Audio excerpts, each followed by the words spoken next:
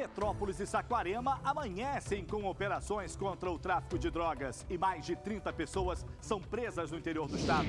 Quase 10 dias depois da erosão na BR-040, mais de 70 crianças voltam às salas de aula. 16 de novembro, quinta-feira, começa agora o seu SBT Cidade.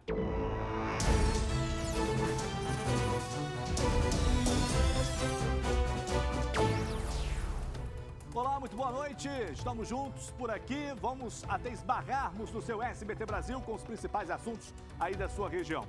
E hoje a nossa edição começa falando da cúpula do PMDB na mira do Tribunal Regional Federal, que analisa a possibilidade de prendê-los. Mas os deputados já se articulam na Alerj para livrar da cadeia Jorge Pisciani, Paulo Melo e Edson Albertassi. Os três são acusados de receberem propina para aprovar projetos de interesse da FETranspor e para parar as investigações contra empresários do setor de ônibus. Vamos ver. Foram decretadas por unanimidade as prisões preventivas do presidente da Assembleia Legislativa do Rio, Jorge Pisciani, e dos deputados do PMDB, Edson Albertassi e Paulo Melo. A decisão foi aprovada durante uma votação na tarde de hoje no TRF. Os parlamentares são investigados na Operação Cadeia Velha, um desdobramento da Lava Jato deflagrada na terça-feira. Os três são acusados de fazer uso dos cargos políticos para cometer crimes de corrupção, lavagem de dinheiro e evasão de divisas. O trio atuou para blindar e proteger os interesses das empresas de ônibus, conforme o Ministério Público identificou em mensagens gravadas como esta. Gustavo Tutuca diz: presidente, podemos conversar no início da semana? Tem uns assuntos para tratar. Quero começar a colher assinaturas e dar entrada na CPI da UERJ. O que acha? Jorge Pisciani. CPI das folhas de pagamento da UERJ, o ENF e o ESO. Gustavo Tutuca. Ok, segunda começo a movimentar. Jorge Pisciani. Tem que ser em cima da folha, senão vira contra o governo, que não passa o custeio. Gustavo Tutuca. Perfeito, entendido. Parece que estamos diante de uma Alerj sem moral, arranhada e acabada perante a opinião pública. Fazer uma faxina e tirar tudo, não deixa nenhum. Esse Pisciani já há anos que ele vem roubando o Brasil, não? Nem agora, não. Graças a Deus que agora está aparecendo uma punidade para esses canalha. Esse negócio de foro privilegiado no nosso país, isso só serve para proteger político ladrão. Quem não deve não teme. Então não era necessário ter uma lei, uma proteção. Se você, meu amigo, se você é honesto, se você é um político honesto, você vai temer a justiça. Então já criaram a blindagem. Então vira tudo uma palhaçada. Isso dá trabalho para vários órgãos aí de investigação, dá trabalho para a justiça. E aí é claro que os parlamentares vão abraçar quem é deles. Eu vou te contar. E é também outro esquema de corrupção que a cúpula do PMDB ganha as páginas policiais. A delação premiada do marqueteiro Renato Pereira, que fez campanhas de Luiz Fernando Pezão e Cabral, não será mais tratada com sigilo, como havia determinado aí a Procuradoria-Geral da República. Vamos rodar. O Renato Pereira, o delator, deu detalhes de pagamentos via Caixa 2 em campanhas no Rio, como as de Eduardo Paes à Prefeitura e as de Luiz Fernando Pezão e Sérgio Cabral ao governo do estado. Em 2010, o marqueteiro disse ter recebido da Odebrecht 5 parcelas de R$300 mil para despesas da pré-campanha de Paes. O acordo de colaboração de Renato Pereira ainda não foi homologado pelo Supremo. O ministro Ricardo Lewandowski mandou devolver a delação para que a Procuradoria-Geral da República faça a revisão nos termos. O acordo, que foi assinado por Rodrigo Janot, prevê punição apenas para os crimes praticados na campanha de Luiz Fernando Pezão e perdoa os cometidos nas de Eduardo Paes, Sérgio Cabral e Paulo Scaff. Segundo o ministro Ricardo Lewandowski, o Ministério Público não pode substituir o Poder Judiciário na fixação de penas. Veja só, a gente não tem mais o que comentar. É corrupção para todos os lados. Isso aí, meu amigo, dificilmente. Não vou generalizar. Raros políticos não se envolvem, né? Raros. Mas esses raros não são representações importantes, infelizmente. Intervalo, eu volto já com outras notícias. Continue no seu SBT Cidade. Seguimos aqui com uma mega operação das polícias civil e militar de Petrópolis. Foi realizada desde a madrugada e que prendeu mais de 10 pessoas acusadas de envolvimento com tráfico de drogas. A nossa equipe lá de Petrópolis acompanhou tudo desde a madrugada e a gente vê agora.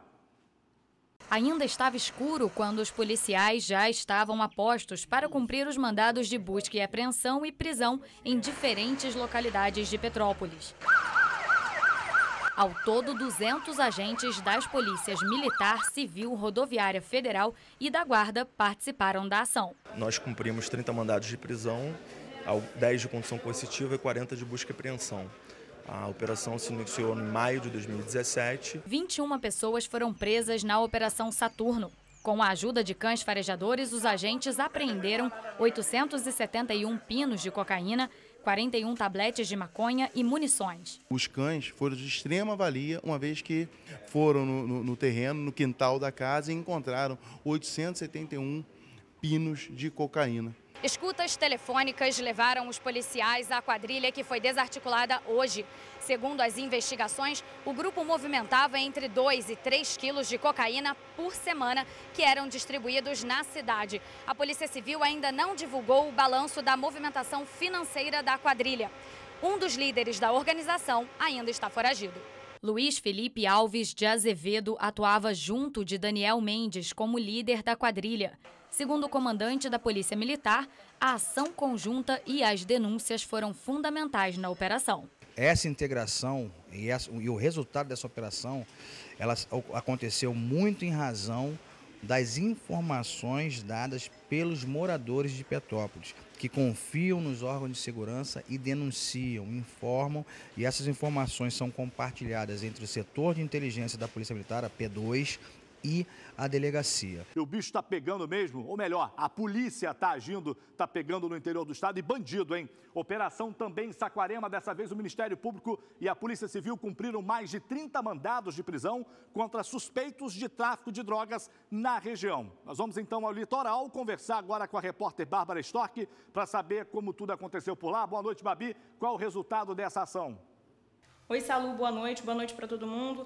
Pois é, foram 26 mandados de busca e apreensão nas casas e também em presídios, nas celas dos acusados, e 35 mandados de prisão em Saquarema. Essa operação de hoje, chamada de Golfax, é um desdobramento da Operação Conexão Saquarema, que aconteceu em janeiro e prendeu 42 integrantes dessa mesma quadrilha. No curso das investigações, foram interceptadas conversas sobre possíveis homicídios a membros de grupos rivais e, mesmo presos, 2 dos denunciados continuavam controlando as ações do esquema criminoso e financiavam os gastos relacionados à ampliação desse esquema. De acordo com o delegado de Saquarema, Leonardo Macharetti, foram 6 meses de investigação. Salu? Ok, Bárbara, obrigado pelas informações. Então, operação em Petrópolis, também em Saquarema, a Polícia Civil se movimentando, prendendo um monte. Os vagabundos estão com a barba de molho, né? Vamos seguir para Petrópolis, falando do combate ao tráfico às drogas. Nessa quarta-feira, a PM apreendeu 35 quilos de maconha e 3 de cocaína no bairro Morim. Quem tem os detalhes é a Tassiana Ferrante, que fala direto da redação. Olá, Tassiana, boa noite. Alguém foi preso nessa operação aí, afinal de contas? Boa noite, Salutiel. Boa noite a todos. Não, ninguém foi preso. Apesar da grande apreensão, a PM informou que a droga estava enterrada em um terreno no bairro Morém e que, quando chegou ao local, não havia nenhum suspeito por lá. Ao todo, foram apreendidos 35 quilos de maconha e 3 de cocaína. Todo o material tinha inscrição Complexo do Independência e, por isso, os policiais acreditam que essa droga ia abastecer o tráfico dessa localidade. Um inquérito foi instaurado para investigar o caso. Salutiel. Ok, Tassi, é impressionante, né? A Polícia Civil toda na cidade e a Polícia Militar conseguindo aí prender ainda traficantes lá atuando, né? Na cara lisa. E hoje, quase 10 dias depois da erosão que provocou uma cratera na BR-040, 72 crianças que tiveram a escola interditada voltaram às salas de aula. E por lá, gente, a tristeza é grande de quem teve que deixar tudo para trás. Veja só. Então vocês já sabiam que poderia vir a acontecer. Eu fui um que muito corri atrás para que isso não acontecesse. E o senhor foi ouvido? Não, nunca deram a menor atenção. O desabafo é de um dos moradores que está desalojado desde a abertura da cratera na BR-040. Ele, assim como outras 265 pessoas, foram obrigadas a deixar praticamente uma vida inteira para trás. São bens materiais e que são construídos com trabalho, com a luta, com esforço. Então, fica assim um impacto emocional muito grande. A qualidade de vida de todos foi completamente alterada. Os moradores da comunidade do Contorno, segundo a Concer, estão recebendo um auxílio emergencial no valor de R$1.000. A concessionária ainda está arcando com a despesa de hospedagem de 36 animais. Outra despesa é o aluguel deste imóvel, que fica aqui na Rua Duarte da Silveira. Foi aqui que hoje retomaram as aulas do Colégio Leonardo Boff. Em meio a todo o caos e a incerteza do motivo da erosão, a inocência das crianças não esconde a felicidade de voltar às aulas. Para a diretora, só o carinho e a atenção serão capazes de tentar suprir o que perderam. O nosso ganho foi o espaço externo. As crianças estão amando a escola e estão com brilho nos olhos, então a gente fica muito feliz com isso. É o que eu digo, não importa se a Concer está bancando essas famílias em algum lugar. O que importa é que essas famílias abandonaram uma rotina, enterraram uma história. Imagina você não poder voltar para sua casa, não poder pegar nada da sua casa. Eu vou te contar, é uma situação absurda e as construtoras do nosso país continuam fazendo o que querem. Moradores de rua vivem ameaçados no Rio de Janeiro. Em Cascadura, 3 foram baleados. Eles também sentem medo de tanta violência. A reportagem é de Melissa Munhoz. As perfurações dos tiros ficaram no quiosque. No chão, as marcas de sangue, resultados da violência na última noite. Foi aqui nessa praça, em Cascadura, que foi registrada a covardia contra os moradores de rua. 3 idosos estavam sentados nesse banco quando ocupantes num carro branco atiraram. Foram ouvidos pelo menos 10 disparos. Pura maldade, né? Pra machucar mesmo pessoas que...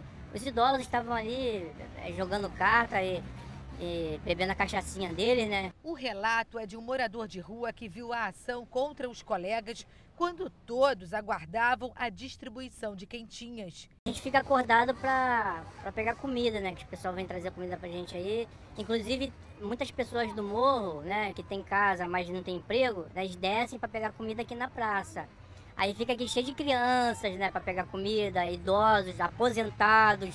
Este outro morador de rua que estava próximo, por pouco não foi baleado. Assim que começou aqueles vários tiros que eu levantei para correr, a bala passou voando no meu... Eu senti aquele vup. Aí a gente corremos para lá, tinha uma viatura ali, eles vieram aqui para ver o que estava acontecendo. Este vídeo mostra o momento do socorro às vítimas. Os feridos foram levados para o Hospital Salgado Filho. Jonas, de 73 anos, foi baleado no braço. Luiz, de 60, foi atingido no joelho. E Paulo, de 54, no ombro. Os poucos pertences deles ficaram no local. O caso foi registrado na delegacia de Madureira. Após o crime, muitos moradores de rua continuaram no local porque a polícia passou a noite aqui. Por mais que as pessoas que pensam que não, mas aqui tem muito trabalhador. Pessoas que não têm casa, têm emprego, mas não têm casa, aí vem dormir na praça. Isso não é ser humano que faz uma coisa dessas. Não é ser humano, com certeza não. Agora, abre um questionamento, porque um outro caso que aconteceu e que chamou a atenção, de uma moradora de rua morta lá em Copacabana, foram playboyzinhos da Zona Sul que cometeram um crime. Se fosse uma pessoa que morasse em comunidade, estariam dizendo que é vítima da sociedade, está ali desviando caráter porque não tem condições financeiras, coitadinho. Mas não, playboy também desvia caráter. Desvio de caráter, falta de vergonha na cara, não tem classe social, já falei isso aqui. E honestidade também não. Vamos para o rápido intervalo, eu volto já com outras notícias. Mais tarde, gente, tem show em Rio das Ostras. Hoje, isso mesmo, é da banda Metá Metá, que vai se apresentar no Teatro Popular da cidade. Quem tem as informações direto da redação é o Lucas Nunes. Boa noite, Lucas. A banda, né, faz quantos shows por aí? Conta pra gente. Vai ter uma roda de conversa na UF também, Saulo. Boa noite a você, boa noite a todos. Essa roda de conversa vai ter o tema Identidade e Resistência. já que a banda é muito identificada com a agenda afro-brasileira. No show vão ser apresentadas músicas que misturam o jazz e o rock. A banda Metá Metá tem 3 discos lançados, sempre trazendo a influência da cultura afro. Os ingressos já estão à venda e podem ser comprados na bilheteria do próprio teatro, que fica na Avenida Amazonas, no centro da cidade. E para já entrar no clima, vamos ouvir um pouquinho da banda Metá Metá. Onde vai dar? Olha, é um show, se eu fosse você, que estivesse aí, se eu estivesse na região, não perderia de jeito algum, tá? Porque é MPB, é música de qualidade. E agora vamos ao nosso giro pelas cidades para saber o que está acontecendo em todo o interior do estado. Roda pra gente. Acidente termina com a morte de um motorista de caminhão na estrada do Guriri, em Cabo Frio. Segundo o Corpo de Bombeiros, a vítima tinha 29 anos e morreu na hora. O trecho chegou a ser interditado para a retirada do veículo. O corpo da vítima foi levado para o Instituto Médico Legal de Araruama. 2 homens são presos e um adolescente de 16 anos conduzido à delegacia. Eles são acusados de vender drogas no bairro Âncora. A polícia encontrou 50 buchas de maconha e 14 mariolas da mesma droga escondidas dentro de um computador em uma residência no bairro. Em Mendes, no sul do estado, homem é preso por porte ilegal de arma de fogo. Na casa do suspeito, que fica no bairro 5 Lagos, a polícia apreendeu um revólver calibre 38 com 14 munições, além de 2 sacolés e 7 pés de maconha. O caso foi registrado na 97ª Delegacia de Polícia. E assim a gente encerra o SBT Cidade de hoje. Amanhã eu volto... Não, amanhã não, né? Amanhã é Karine Cerqueira, vai estar por aqui, comandando aí todas as informações do interior do estado. Vem chegando o SBT Brasil cheio de informações para você, hein? Não perca, Bira, o WhatsApp na tela. Tchau e até mais.